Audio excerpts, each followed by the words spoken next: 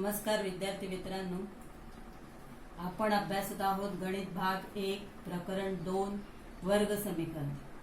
आज आपण सराव संच 2.6 मध्ये शाब्दिक उदाहरणांचा अभ्यास करणार आहोत। यातील पहिलं उदाहरण आहे प्रगतीच्या 2 वर्षापूर्वीच्या आणि 3 वर्षानंतरच्या वयांचा गुणाकार 84 आहे, तर तिचे आजचे वय काढा।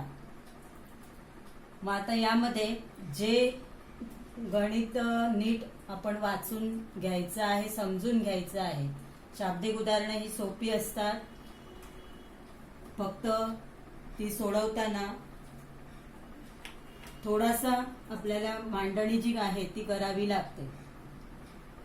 मग इथे जे विचारलेलं आहे त्याच्यावरूनच आपण सुरुवात करायचं आहे। काय विचारलेलं आहे तर तिचे आजचे वय काढा। तिचे म्हणजे प्रगतीचे। मग प्रगतीचे वय आपण काय मानायचं? x मानायचं। समजा प्रगतीचे आजचे वय x वर्ष आहे, म्हणून मग प्रगतीचे 2 वर्षापूर्वीचं वय किती असेल? समजा आजचं तुमचं वय 15 वर्ष आहे, तर 2 वर्षापूर्वी तुमचं वय किती असणार? 13 असणार। म्हणजे काय केलं? 15तून 2 वजा केले, म्हणजे आजच्या वयातून आपण 2 वर्ष वजा करायचे आहेत, म्हणजे x वजा 2 वर्षे। तसं प्रगतीचे 3 वर्षानंतरचे वय, 3 वर्षानंतरचं वय किती आहे? तुमचं आजचं वय 15 असेल तर 3 वर्षानंतर तुम्ही किती वर्षाचे होणार? 18 वर्षाचे होणार। म्हणजे तुम्ही 3 काय केले? मिळवले आजच्या वयामध्ये। मग तसं आजचं वय आहे x, तर 3 वर्षानंतर तिचं वय किती होणार? x अधिक 3। 3x लिहायचं नाही, x अधिक 3। आता दिलेल्या अटीनुसार, अट काय आहे तर 3 वर्षानंतर प्रगतीच्या 2 वर्षापूर्वीच्या आणि 3 वर्षानंतरच्या वयांचा गुणाकार हा किती आहे? 84 आहे। म्हणजे 2 वर्षापूर्वीचं वय किती आहे? x वजा 2 आणि 3 वर्षानंतरचं वय x अधिक 3 यांचा गुणाकार किती येतो? 84 येतो। असं सोपं समीकरण आपण मांडणी केली। आता हे जे 2 कंस आहेत ते आपल्याला सोडवून घ्यायचे, म्हणजे पहिल्या कंसाने दुसऱ्या कंसाला गुणायचं आहे। मग पहिला x ने x ला गुणलं तर काय होईल? मिळेल आपल्याला x चा वर्ग। त्यानंतर x ने कोणाला गुणणार? 3 ला, तर काय मिळतील? अधिक 3x।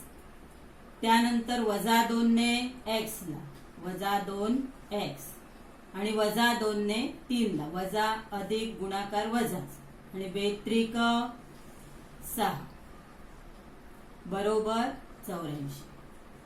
आता हे 84 उजव्या बाजूला आहे ते डाव्या बाजूला आणायचे, कारण वर्ग समीकरणाची उजवी बाजू नेहमी 0 असते।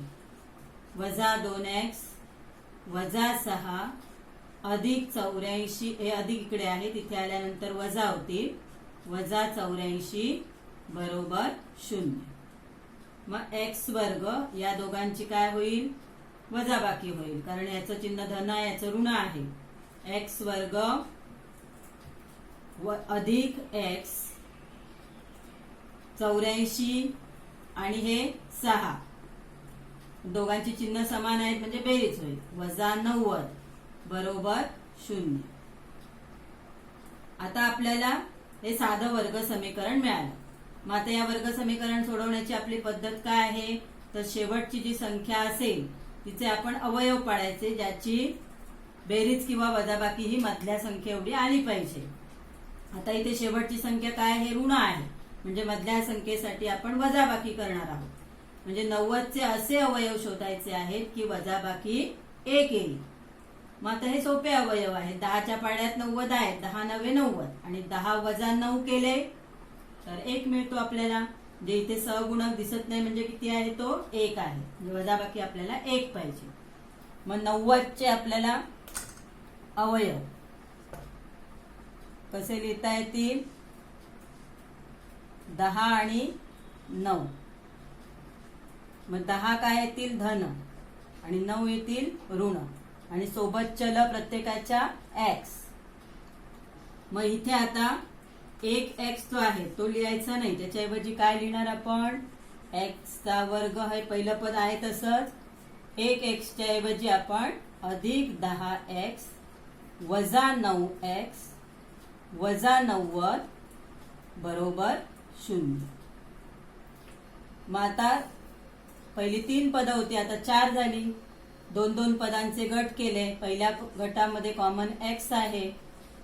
x अधिक 10 वजा 9 कंसात हाच कंस पुन्हा इथे लिहायचा x अधिक 10 बरोबर 0. x अधिक 10 जो कॉमन कंस आलाय आपला तो एकदा घ्यायचा. दुसऱ्या कंसामध्ये कंसाच्या बाहेरचे जे पाहुणे आहेत त्यांना एकत्र घ्यायचं. x वजा इथे x आहे, इथे वजा 9 आहे, त्यांना एकत्र घेतला x वजा 9 बरोबर 0. म्हणजेच x अधिक 10 बरोबर 0 असेल. जे 2 कंसांचा गुणाकार 0 म्हणजे त्याचा अर्थ असा आहे की याच्यातला पहिला कंस तरी 0 असेल किंवा दुसरा 0 असेल. x वजा 9 बरोबर 0. म्हणून x बरोबर हे 10 इथे गेले तर काय होतील, वजा होतील. वजा 10 किंवा इथे किंवा आहे. x बरोबर हे 9 या बाजूला गेले तर धन होतील. x बरोबर 9. आता x च्या 2 किमती आल्यात. x बरोबर ऋण 10 आणि x बरोबर 9. परंतु x काय मानले आपण, प्रगतीचे आजचे वय. परंतु वय कधीही ऋण नसते. आपलं वय कधी ऋण असतं का, वजा 3 वजा 5 असं आपण वय कधी सांगत नाही. म्हणजे वय कधीही ऋण नसते. आणि म्हणून x बरोबर ऋण 10 ही किंमत येणार नाही. म्हणून x is not equal to -10. म्हणून x बरोबरची किंमत किती येणार, दुसरी किंमत धन आहे ती बरोबर आहे. म्हणून x बरोबर 9. म्हणून प्रगतीचे आजचे वय किती, 9 वर्षे आहे. असं आपल्याला हे पूर्ण उदाहरण सोडवायचं आहे. सोपं आहे की नाही. दुसरं उदाहरण आहे 2 क्रमागत समनैसर्गिक संख्यांच्या वर्गाची बेरीज 244 आहे, तर त्या संख्या शोधा. म्हणजे आपल्याला काय शोधायचं आहे, तर त्या संख्या शोधायच्या आहे. म्हणजे संख्या किती आहेत, तर 2 आहे. मग त्यातली पहिली संख्या जी आहे ती आपण x मानायची आहे. समजा पहिली समनैसर्गिक संख्या x आहे. पहिली समनैसर्गिक संख्या x आहे. तर त्यानंतर येणारी दुसरी संख्या जी आहे ती दुसरी संख्या x आहे. पुढील क्रमागत समनैसर्गिक संख्या, क्रमागत म्हणजे क्रमाने येणारी. पुढची नैसर्गिक संख्या कोणती असेल, तर सम संख्या या किती 2च्या फरकाने असतात बरोबर. पहिली समसंख्या किती आहे, 2 आहे. तर त्यानंतरची 4, नंतर 6. म्हणजे प्रत्येक क्रमाने येणाऱ्या नैसर्गिक संख्यामधला फरक किती असतो, 2 असतो. म्हणजे पहिली समसंख्या जर x असेल तर अधिक 2 केले की आपल्याला दुसरी संख्या मिळते, क्रमाने येणारी दुसरी संख्या मिळते. मग x अधिक 2 पुढील क्रमागत समनैसर्गिक संख्या x अधिक 2 असेल. दिलेल्या अटीनुसार, आता अट काय आहे, तर समनैसर्गिक संख्यांच्या वर्गाची बेरीज किती आहे, 244 आहे. वर्गाची म्हणजे x चा वर्ग करायचा. दुसरी संख्या आहे x अधिक 2 तिचाही वर्ग करायचा. आणि या दोघांची बेरीज किती आहे, 244 आहे.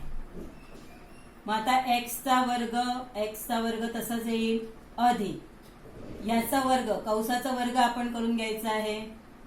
कंसाचा वर्ग करताना पहिल्या पदाचा वर्ग अधिक, मध्ये अधिक चिन्ह आहे तर इथे पण अधिक येणार.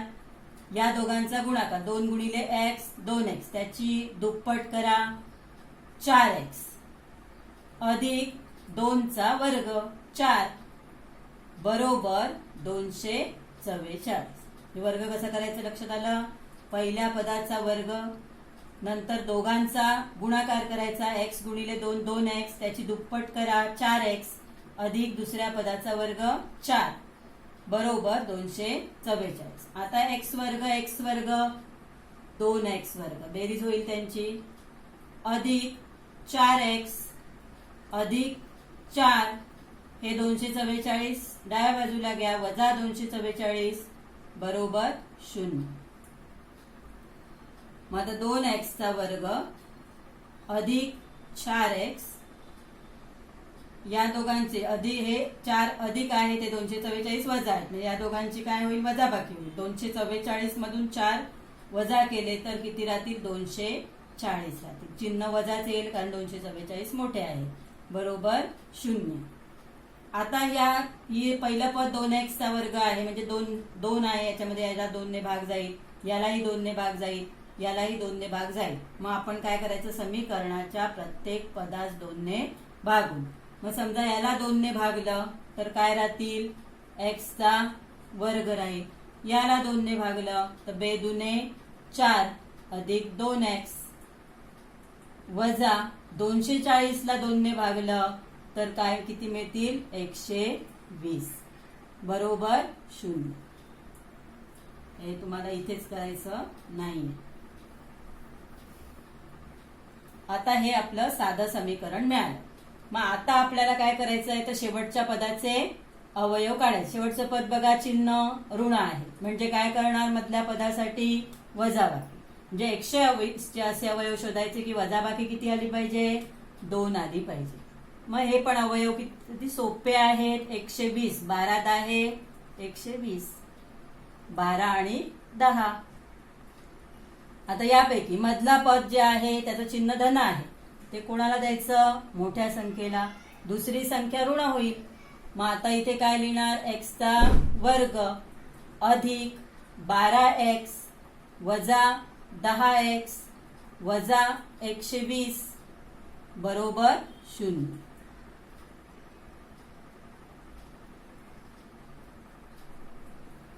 आता 2चे गट केले आपण.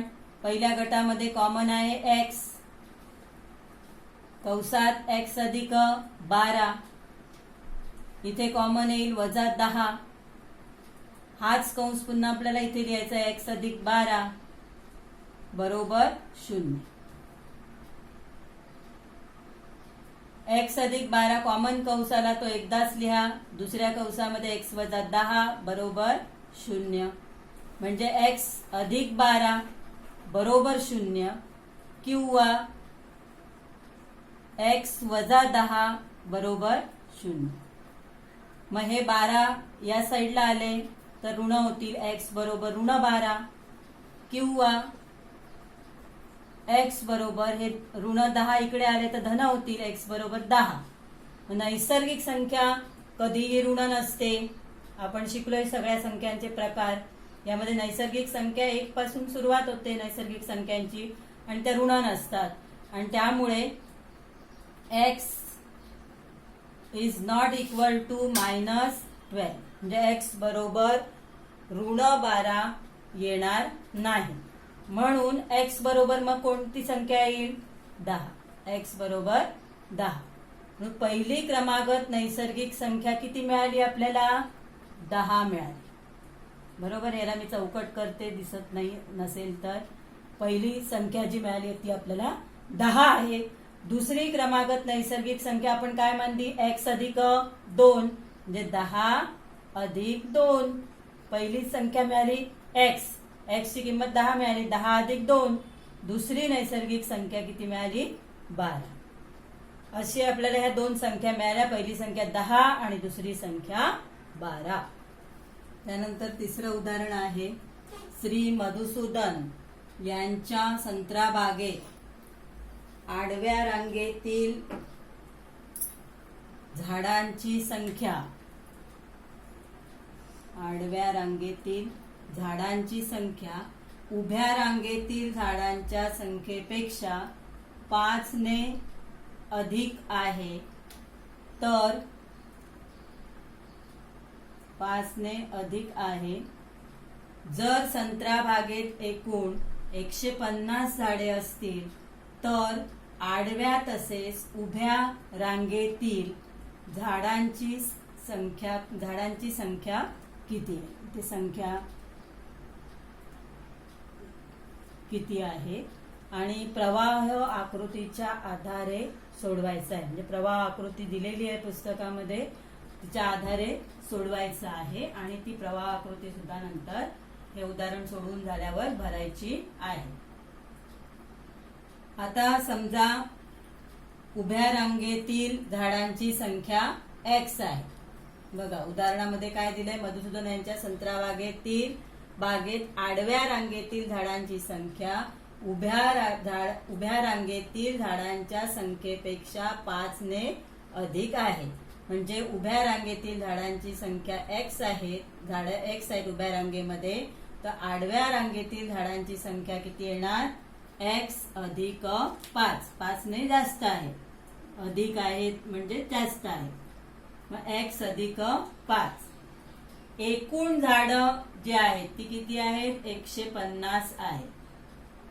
एकूण झाडे बरोबर 150. आता ही एकूण झाडं म्हणजे कशी मिळवतो आपण, तर उभ्या रांगेतील झाडांची संख्या गुणिले आडव्या रांगेतील झाडांची संख्या बरोबर एकूण संख्या. मग आपल्याला समीकरण कसं मिळेल, दिलेल्या अटीनुसार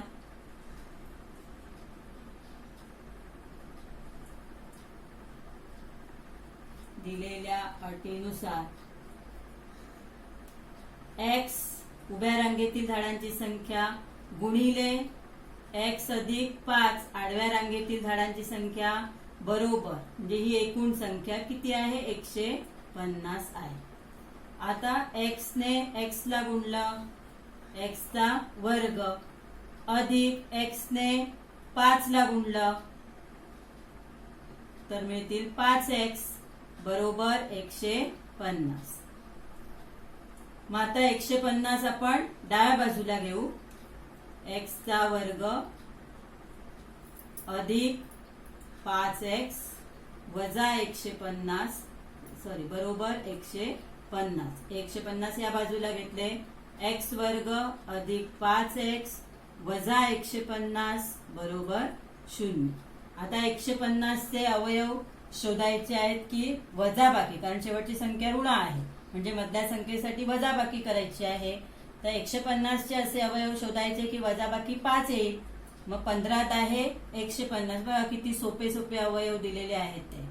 15 आहे 150, म्हणजेच 15 काय येतील, धन येतील आणि 10 ऋण येतील. वजा 150 बरोबर 0.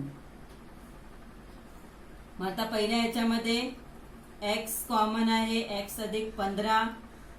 दुसऱ्या कंसामध्ये वजा 10 कंसात x अधिक 15 सेम कंस आला पाहिजे तरच आपण कॉमन काढू शकतो. म्हणजे आपल्याला काय मिळेल, x अधिक 15 कॉमन कंस एकदाच लिहा. दुसऱ्या कंसामध्ये x वजा 10 बरोबर 0. म्हणून x अधिक 15 बरोबर 0 किंवा x वजा 10 बरोबर 0. म्हणून x बरोबर हे 15 त्या साईडला गेले तर ऋण होतील, ऋण 15 किंवा x बरोबर हे ऋण 10 आहेत, उजव्या साईडला गेले की धन 10 होते. झाडांची संख्या कधीही ऋण नसते, म्हणून x बरोबर 15 ही किंमत काय आहे, चुकीची आहे. Therefore x is not equal to -15. म्हणजे x बरोबर ऋण 15 ही किंमत योग्य ठरणार नाही या उदाहरणासाठी. तर मग योग्य किंमत कोणती आहे, तर x बरोबर 10. म्हणजे उभ्या रांगेतील x काय मानला आपण, उभ्या रांगेतील झाडांची संख्या आहे. मग उभ्या रांगेतील झाडांची संख्या किती आली, 10 आली. मग इथे म्हणून उभ्या रांगेतील झाडांची संख्या 10 आहे. आडव्या रांगेतील झाडांची संख्या काय मानली आहे आपण, x अधिक 5. मग x अधिक 5 बरोबर किती येणार, 10 अधिक 5 बरोबर 15 आहे. उभ्या रांगेतील झाडांची संख्या 15 आहे. आडव्या रांगेतील झाडांची संख्या 15 आणि उभ्या रांगेतील झाडांची संख्या 10 आहे. आता हे सगळं आपलं उदाहरण सोडवून झालेलं आहे. मग आपण ती प्रवाह आकृती जी आहे ती पण पूर्ण करू. त्यानंतर प्रवाह आकृती दिलेली आहे, त्याच्या सूचनेनुसार आपण सोडवलेला आहे आणि पुन्हा प्रवाह आकृतीमध्ये आपण त्या किमती ठेवणार आहोत. समजा उभ्या रांगेतील झाडे x आहेत, हे त्यांनी दिलेलंच आहे. आडव्या रांगेतील झाडं ही किती असणार? उदाहरणातील अटीनुसार आपली किती आलेली? x अधिक 5. त्याच्यानंतर एकूण झाडे किती दिलेली आहेत? 150. वर्ग समीकरण काय मिळालंय आपल्याला? x वर्ग अधिक 5x वजा 150 बरोबर 0. हे वर्ग समीकरण मिळालेलं ते लिहायचं. मग x ची किंमत किती मिळाली आपल्याला? 10. म्हणजे दोन किमती मिळाल्यात, ऋण किंमत घ्यायची नाहीये. x ची किंमत 10. म्हणजेच उभ्या रांगेतील झाडांची संख्या किती? 10. आणि आडव्या रांगेतील झाडांची संख्या किती आहे? 10 अधिक 5 म्हणजे 15. अशा प्रकारे ही प्रवाह आकृती पूर्ण करायची आहे.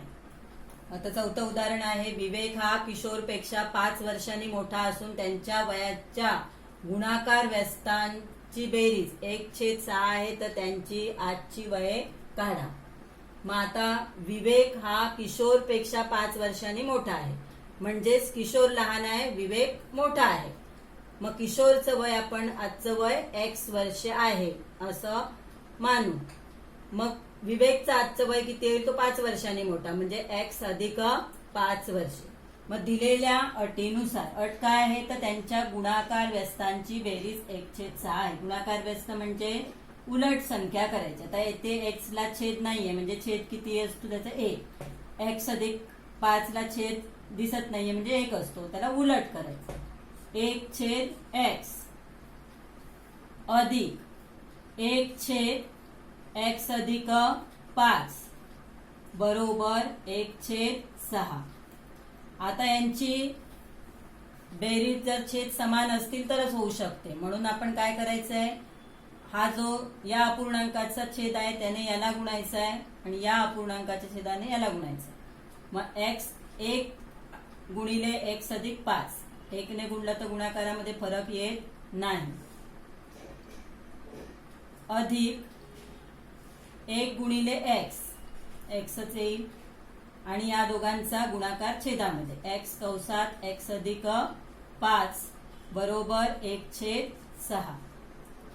मग यांची बेरीज x अधिक x किती येतील? 2x अधिक 5 छेद x गुणिले x, x चा वर्ग अधिक 5x बरोबर 1/6. आता काय करायचंय आपल्याला? तिरकस गुणाकार. मग x वर्ग अधिक 5x म्हणजे आणि 1 चा गुणाकार तोच येणार बरोबर 6 कंसात 2x अधिक 5 म्हणजे 1 चा आणि याचा गुणाकार आहे, तिरका गुणाकार आणि या दोघांचा गुण. मग आता 1 ने या संख्येला गुणलं तरी काही फरक पडत नाही, तीच संख्या गुणाकार येणार. x वर्ग अधिक 5x बरोबर 6 दुने 12x अधिक 6 पंचे 30. x वर्ग अधिक 5x वजा 12x वजा 30 बरोबर 0. हे डाव्या बाजूला आणले, दोन्ही धन आहेत, डाव्या बाजूला आले, ऋण झाले. आता हे दोघे आहेत, त्यांची चिन्ह वेगळी म्हणजे वजा बाकी होईल. x चा वर्ग 12तून 5 गेले 7, वजा चिन्ह कारण 12 मोठे आहेत म्हणून इथे वजा चिन्ह आलं, वजा 30 बरोबर 0. आता 30 चे असे अवयव शोधायचे की वजा बाकी किती आली पाहिजे? 7 आली पाहिजे. वजा बाकी का? कारण 30 ला ऋण चिन्ह आहे. मग 10 त्रिक 30, मग 10 ऋण येतील आणि 3 धन आहेत आणि सोबत चल लावायचं आहे. x वर्ग वजा 10x अधिक 3x वजा 30 बरोबर 0. x वर्ग, आता या दोघांमध्ये 2-2 चे ग्रुप केले आपण. पहिल्या ग्रुपमध्ये कॉमन x येईल, x कंसात x वजा 10 अधिक 3 कंसात x वजा 10 बरोबर 0. कॉमन कंस आहे, एकदाच लिहायचा, x वजा 10, दुसऱ्या कंसात x अधिक 3 बरोबर 0. म्हणून x वजा 10 बरोबर 0 किंवा x अधिक 3 बरोबर 0. मग x वजा 10 बरोबर 0 किंवा x अधिक 3 बरोबर 0. x बरोबर काय येईल, ऋण 10 आहे त्या बाजूला गेले की धन 10 किंवा x बरोबर 3 इकडे धन आहे तिकडे गेले की ऋण 3, परंतु y कधी ऋण नसते. Therefore x is not equal to -3. Therefore x is equal to 10. म्हणजे x ची किंमत किती आली, 10. म्हणजे किशोरचं x म्हणजे काय आहे तर किशोरचे आजचे वय किती वर्ष आलं, 10 वर्षे. मग विवेकचं आजचं वय, विवेक त्याच्यापेक्षा किती वर्षांनी मोठा आहे, 5 वर्षांनी. 10 अधिक 5 बरोबर 15 वर्षे. असं आपल्याला हे उदाहरण सोडवता येईल. तर 5वं उदाहरण आहे, सुयशला गणिताच्या पहिल्या चाचणीत मिळालेल्या गुणांपेक्षा दुसऱ्या चाचणीत 10 गुण अधिक मिळाले. दुसऱ्या चाचणीतील गुणांची 5 पट ही पहिल्या चाचणीतील गुणांच्या वर्गा इतकी आहे, तर त्याचे पहिल्या चाचणीतील गुण किती. म्हणजे सुयशला गणिताच्या पहिल्या चाचणीत मिळालेल्या गुणांपेक्षा दुसऱ्या चाचणीत 10 गुण जास्त मिळाले, म्हणजे पहिल्या चाचणीत कमी गुण मिळाले, ते आपण x मानू. समजा सुयशला पहिल्या चाचणीत मिळालेले गुण x आहेत, दुसऱ्या चाचणीत किती गुण मिळाले, 10 गुण अधिक मिळाले, म्हणजे आपण x मध्ये 10 काय करणार, मिळवणार. दुसऱ्या चाचणीत मिळालेले गुण x अधिक 10.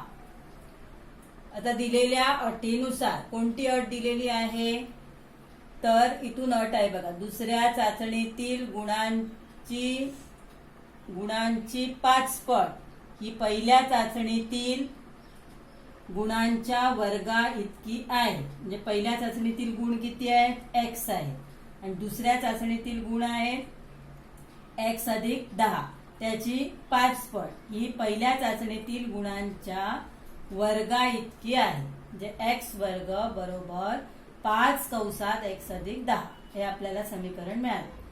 आता आपण विस्तार करून घेऊ. x वर्ग बरोबर हे 5 ने गुणलं 5x अधिक 5 10 50.